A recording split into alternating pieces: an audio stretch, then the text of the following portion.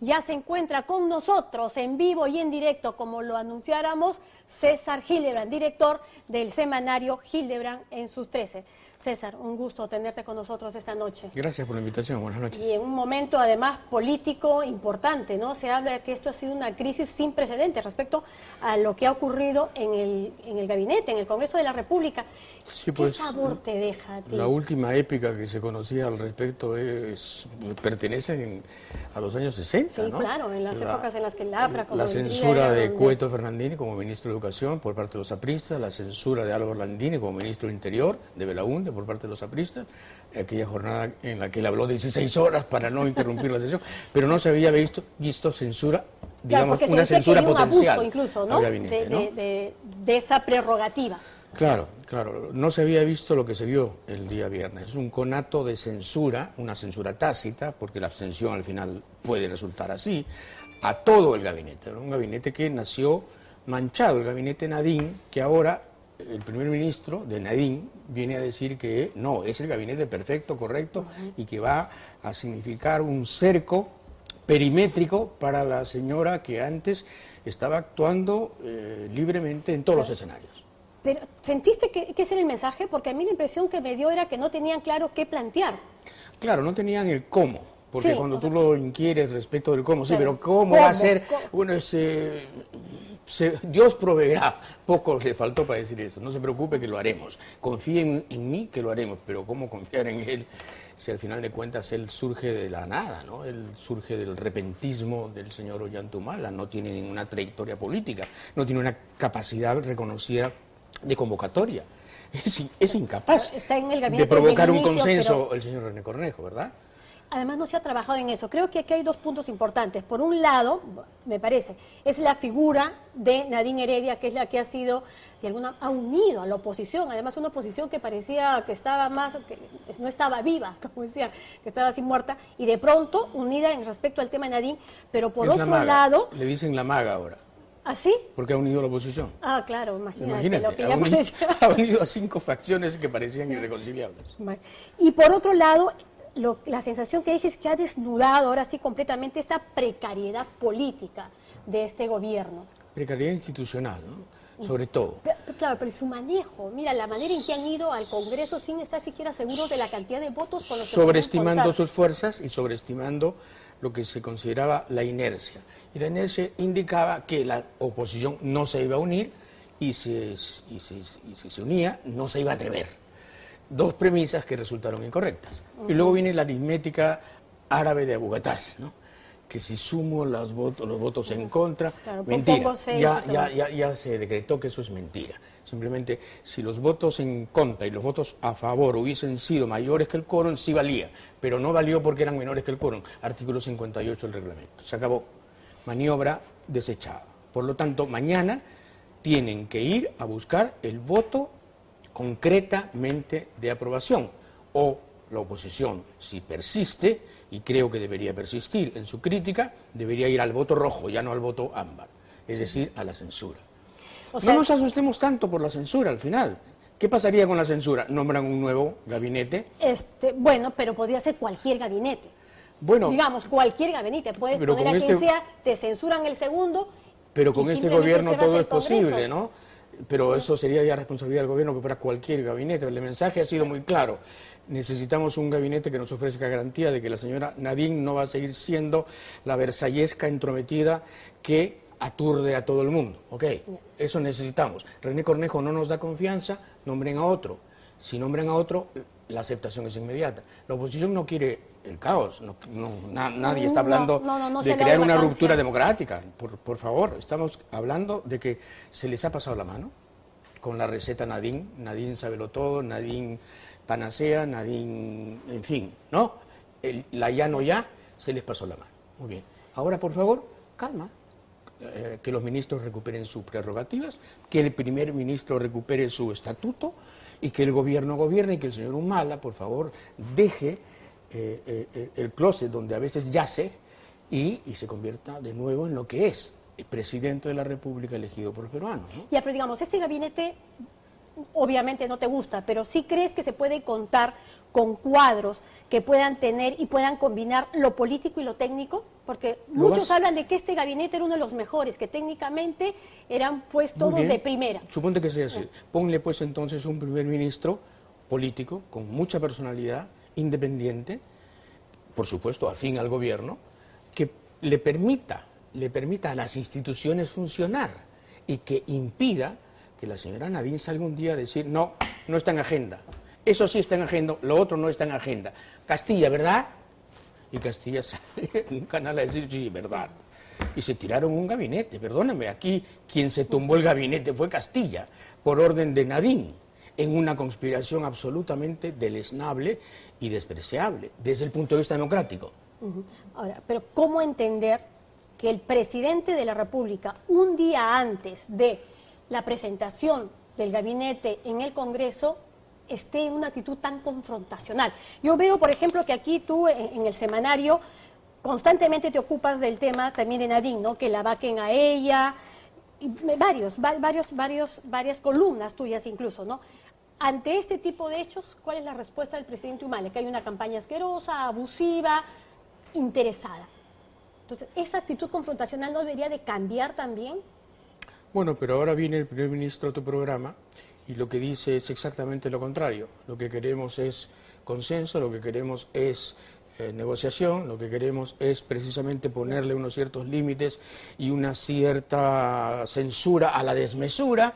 Eso es lo que ha dicho tácitamente, no lo ha dicho explícitamente porque probablemente no tenga un cierto manejo lexical rico, pero ha querido decirte conmovedoramente, casi con señas, poco le faltaba para que diera señales de humo, ha querido decir, por favor, créanme, yo lo que quiero es que Nadine no fastidie más, o por lo menos no fastidie tanto como lo ha venido haciendo. Ahora, ¿podrá serlo un hombre que tiene esa debilidad intrínseca de no poder expresarlo de un modo tan explícito que satisfaga a la conductora de un programa dominical? ¿Podrá ser una persona así? Mi respuesta es no. Mi respuesta es no, y la oposición mañana debería censurar al gabinete para que cambiaran al primer ministro. Hablan de inestabilidad democrática y económica en caso de que se produjera una censura. ¿Y eso no es peligroso? La inestabilidad la crearon ellos. La inestabilidad es cuando la señora Nadine sale a decir que eso no está en agenda. El sueldo mínimo vital, que por orden constitucional tendría que debatirse cada 2 años. Por favor, Roxana, ¿de qué estamos hablando? ¿Quién cree en la inestabilidad? Y Castilla sale a sacarle la vuelta a su primer ministro en un programa de televisión, cuando el primer ministro acaba de estar sentado con el presidente Humala planteando su renuncia, y Castilla sale a decir prácticamente lo estamos echando, porque claro, con el dedo neroniano que puso lo estaban echando. Entonces, aquí no hay ninguna posibilidad de que la democracia se fragilice. Al contrario, mañana una censura al gabinete, un nuevo primer ministro, significa que la democracia se consolida, porque el Congreso ha hecho su aparición de modo institucional, no como un tumulto callejero, no como una barra, la democracia lo ocurrido, no como una barra aliancista, sino precisamente como el Congreso que ordena las cosas en democracia. Entonces, nada de sustos, ni nada de terremotos, ni de simulacros de sismo, por favor.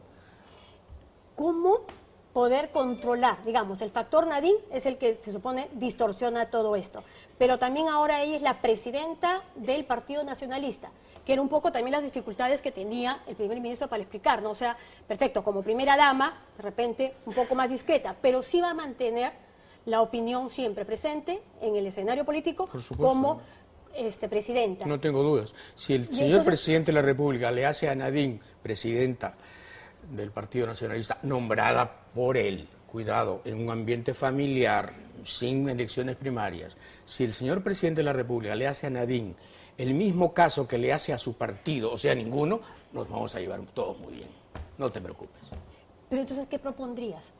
¿Qué propondría? O sea, ¿cómo regular las funciones que Nadine haga su trabajo adecuadamente, razonablemente, discretamente. ¿Cuál es su trabajo? Digamos, ayudémoslos un poco a definir eso. ¿Cómo sería eso? No aparezcas tanto en... Hombre, no desórdenes. No le escribas a Herrera Descalzi, usted tiene que darme explicaciones sobre esto, como escribió Herrera Descalzi sin ser presidenta de ningún partido. porque no es cierto que la presidencia del partido le haya dado un estatus especial. Ella tenía ese estatus sin ser presidenta. Ella es presidenta desde noviembre, pero antes de noviembre ha dado órdenes, ha aparecido donde no debía, ha tenido una prevalencia fotogénica absoluta, desplazando a su marido y dejándolo en ridículo muchas veces. Entonces, ¿de qué hablamos? Ella, como presidenta del partido, pues tendrá que mandar en su partido. Por otra parte, su partido en este momento es nada. Es una escombrera. A lo que yo voy es de aterrizando en hechos puntuales y concretos. Es decirle, no desórdenes, ese es un buen punto. No aparezcas ni digas mis ministras. Así es. ¿No es cierto? Porque no tiene derecho. No opines en nombre del Ejecutivo. ¿Y qué tal? Pero como presidenta del Partido Nacionalista sí aparece donde quieras y cuanto quieras. Exactamente. Es una no se trata de arrinconarla y aislarla. Traduzcamos esto a una sola fórmula. Atente a la ley. Ya está. A la Constitución y a la ley. Aquí no hay cargos paralelos y no hay gabinetes en la sombra. No hay poderes, digamos, subrepticios que puedan amenazar el poder constitucional del presidente de la República elegido. No elegimos a Nadine, Rosana, elegimos al señor Ollanta Humala. Nadine es un maravilloso accidente conyugal, es una anécdota buenísima para el señor Humala. Le dio felicidad y le dio hijos y le dio probablemente una gran estabilidad emocional. Punto. Ya. Se acabó la telenovela y ahora empecemos a gobernar. Ahora, ¿la responsabilidad es de Nadine o del presidente? Del presidente. Evidentemente, la debilidad fundamental del presidente es haber tolerado, permitido, incentivado, autorizado, instigado y casi gozado con su desaparición institucional como presidente. Vamos ahora a la gestión. ¿Cómo la ves?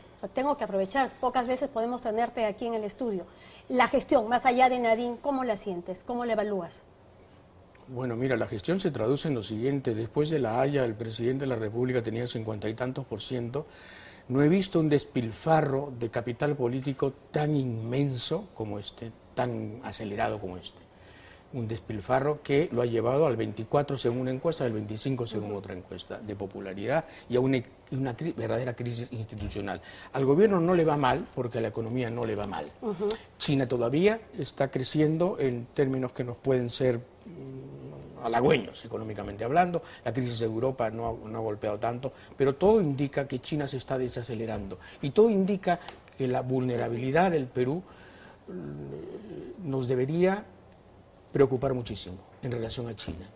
Entonces, deberíamos tener un plan B, un plan contingente para crear un escenario distinto, menos primario exportador y un poco más industrial, pero claro, para eso tendríamos que tener un presidente de mirada de largo plazo, una oposición distinta y un país probablemente otro. Fatalmente te lo digo, de verdad. Sí, pues no suena pesimista. No, no suena pesimista, suena esperanzado. Yo siempre confío en que el Perú pueda algún día cambiar. Pero claro, ¿cuál es la tragedia del Perú en este momento? La tragedia del Perú es que los correctivos al exceso Nadine, ese exceso que se llama Nadine, los correctivos los está planteando el Congreso más desprestigiado de nuestra historia. Un Congreso que tiene 12% de aprobación. Sí, qué irónico. Qué paradoja, ¿no? Sí. Qué ironía, ¿verdad? Y sin embargo, está sucediendo, Rosana. La oposición. Alan García. Bueno, como lo siento, es que es el que más ha estado apuntando, además en el caso de Nadine Heredia. Sí, pero con un solo propósito, ¿no? Encubrir... El papel de Alan, claro, encubrir su responsabilidad, enlodar a la megacomisión. A él lo que le preocupa es la inhabilitación.